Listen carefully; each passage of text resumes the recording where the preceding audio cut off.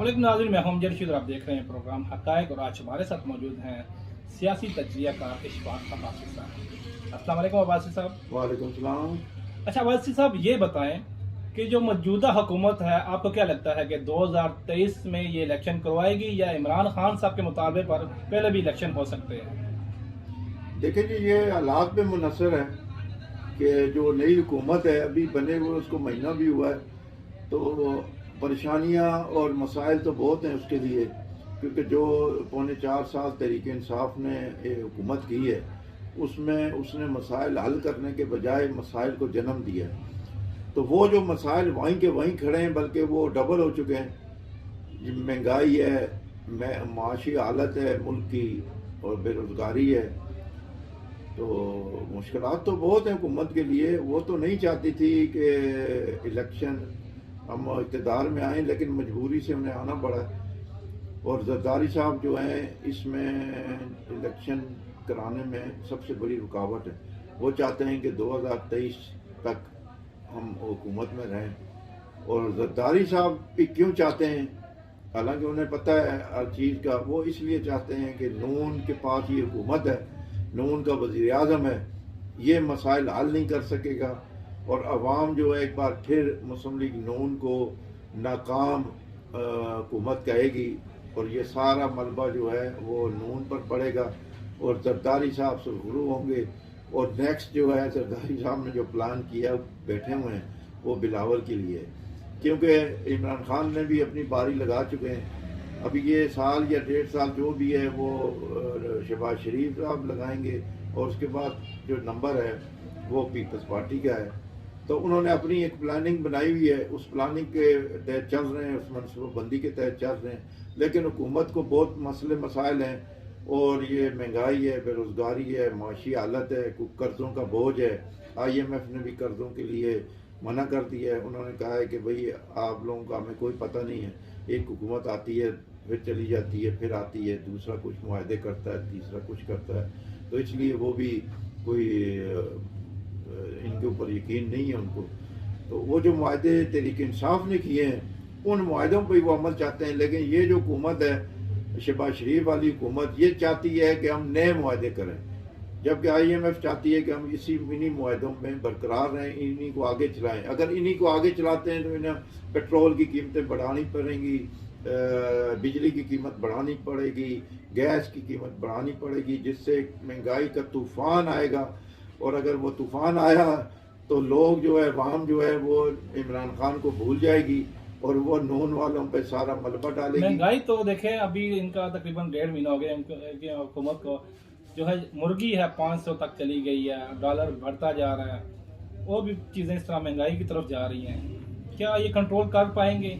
भाई यही मैं कह रहा हूँ ना कि वो जो पिछली हुकूमत का जो मलबा है, जिस तरह इमरान खान जब आए थे वो कहते थे पिछली हुकूमत ने किया है, पिछली हुकूमत की वजह से हो रहा है, पिछली हुकूमत की वजह से हो रहा है। तो आज ये जो आई है हुकूमत, तो ये भी यही कह रही है ना कि पिछली हुकूमत की वजह से जो भी होता है पिछली पे डाला जाता है। पिछली हुकूमत अगर अच्छा परफॉर्म करेगी तो आगे आने वाली हुकूमत को कोई मसला नहीं होगा।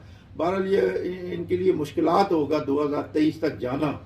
अगर इन्हें कहीं से रिलीफ मिल जाता है, कोई पैकेज मिल जाता है, कोई डॉलर मिल जाते हैं, तो फिर ये 2023 तक जा सकते हैं। अदरवाइज इनका जाना 2023 तक बड़ा मुश्किल है, और इसी साल इलेक्शन की तारीख का ऐलान हो सकता है। और इलेक्शन मेरा नवंबर तक, दिसंबर तक हो जाएंगे जिस तरह के हालात हैं। अगर हालात बेहतर हुए तो फिर 2023 में जाएंगे, और अगस्त जून में या अगस्त में करेंगे ये इलेक्शन। अच्छा, अली मोहम्मद खान साहब हैं जो साबिका वफाकी वजीर हैं, वो अवाम में बहुत मकबूल थे। लेकिन उन्होंने एक जलसे में एक बात की कि अगर इस्लाम की जो ना, इस्लाम को बीच में ला के ना अवाम को गुमराह कर रहे हैं। उनका कहना है कि अगर यौम हिसाब पे अल्लाह पूछेगा कि जवानी कहाँ वक्फ की, तो कहना कि पाकिस्तान में वक्फ की, पाकिस्तान की खातर वक्फ की। पैसा कहाँ पे वक्फ किया, कहना तारीख की खातर वक्फ किया। क्या इसको सोशल मीडिया पे जो बहुत तनकीद की नज़र से देखा जा रहा है, आप इसके बारे में क्या कहते हैं कि ये अल्फाज बोलने के लायक हैं? देखिए जी, ये नाउज़ बिल्ला, ये कोई पहला बंदा नहीं है अली मोहम्मद के, ये उसने ये बात की है। यहाँ पर यानी हम गिनते जाएं और उनके जो लीडर हैं अगर वो ऐसी बातें करेंगे तो इनके जो कारकुन हैं, रहनुमा हैं या मेंबर कौमी असम्बली, उन्होंने भी यही कुछ करना है। खान साहब ने इस बारे में बहुत चीज़ें कही हैं।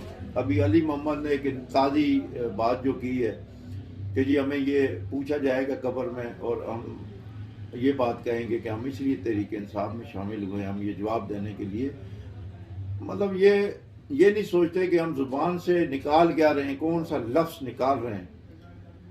यानी पीछे 2 साल पहले फैसल बावडा ने कहा था कि जी अल्लाह के बाद कोई बंदा है तो वो इमरान खान है। नाउज़ बिल्लाह, अल्लाह माफ़ करे हमें। हम ये अल्फाज कहते हुए भी हमारा रोंगटे खड़े हो जाते हैं। इसी तरह खान साहब ने कई जगह बातें की हैं कि जी मैंने अल्लाह पाक को हुक्म दिया, मुझे नबी करीम सल्लल्लाहु अलैहि वसल्लम जिस तरह उन्होंने तबलीग की इस तरह मुझे भेजा गया। मतलब इस तरह की बहुत ऐसी बातें अभी शब कदर। अली मोहम्मद साहब जो थे ना, ये अवाम में बहुत मकबूल थे। इनकी 2-4 तकरीरें ऐसी ही हैं कि अवाम का इन्होंने अवाम का दिल जीत लिया था, लेकिन इनसे ये तवक्का नहीं थी ना, इसलिए इनको बड़ा जो तनकीद की नज़र से देखा जा रहा है सोशल मीडिया पे कि ये इन्होंने ऐसे अल्फाज इस्तेमाल तवक्को किए तो हैं। किसी को भी नहीं थी ना, तवक्को की बात है ही नहीं कि ये कौन सी तवक्को है कि आप ये बात बोलें, ये बात। ये तो हमारा इस्लाम दीन है, इसके मुताबिक ये सियासत है ना। सियासत में आप झूठ, फ्रॉड, धोखा कुछ भी कर सकते हैं, उसमें कोई राय नहीं है। अवाम भी जानती है कि भाई ये सियासतदान है, अपने मकासद के लिए झूठ भी कहते हैं, धोखा फ्रॉड भी कर देते हैं। लेकिन मज़हब को आप बीच में ला के अल्लाह के कलाम को, अल्लाह की किताब को, नबी करीम सल्लल्लाहु अलैहि वसल्लम को इस तरह की कौन सी सियासत है? ये तो भाई अभी मौलाना फजल रहमान है, मजहबी लीडर है, वो ऐसी बातें नहीं करते, जमात इस्लामी वाले नहीं करते, अभी तहरीक लबैक वाले नहीं करते इस किस्म की। इनको क्या ज़रूरत है बातें करने की? आप अपनी सियासत करें।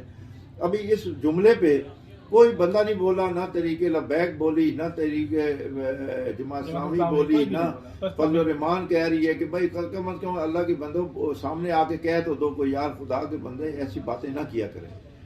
ऐसी बातें क्यों करते हैं हम लोग? जो अल्लाह को या उसके नबी को या उसकी कुरान और हदीस की किताबों को आप सियासत में ले आए। अभी ये शब कदर को मौलाना तारक जमील साहब बैठे हुए थे, एक गुलकार था नजम शिराज, उसने आके माइक पे कहा कि जी मैं 1000 जो रातों की रात है शब कदर, अगर हमें इमरान खान मिल जाए तो हमें शब कदर की जरूरत ही नहीं है। नाउज़ बिल्लाह।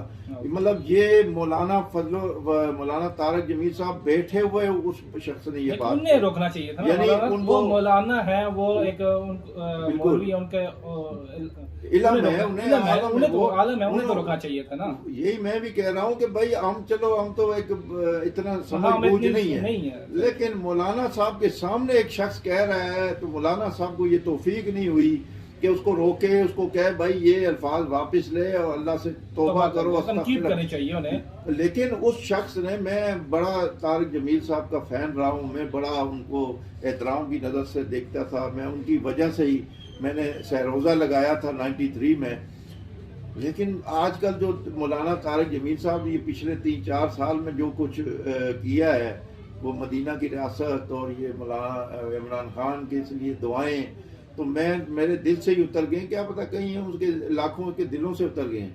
और तबलीगी जमात ने भी इनको फारिग कर दिया है। अल्लाह के बंदे, आपके सामने एक बंदा कह रहा है कि शब कदर से ज़्यादा इमरान खान की अहमियत है, आपको बोलना नसीब नहीं हुआ। अल्लाह ने आपको इज्जत इमरान खान की वजह से नहीं दी, इमरान आपको इज्जत तबलीग की वजह से दी है। आपने तबलीग का काम किया, इसलिए अल्लाह ने आपको इज्जत दी है। आपको इज्जत सियासत की वजह से नहीं मिली, तहरीक इंसाफ की वजह से नहीं मिली, लेकिन वह आपकी इज्जत तहरीक इंसाफ की वजह से वापस हो गई है, जा रही है और चली गई है। कई लोग आप पर एहतराम करते थे, लेकिन अब वो नहीं रहा।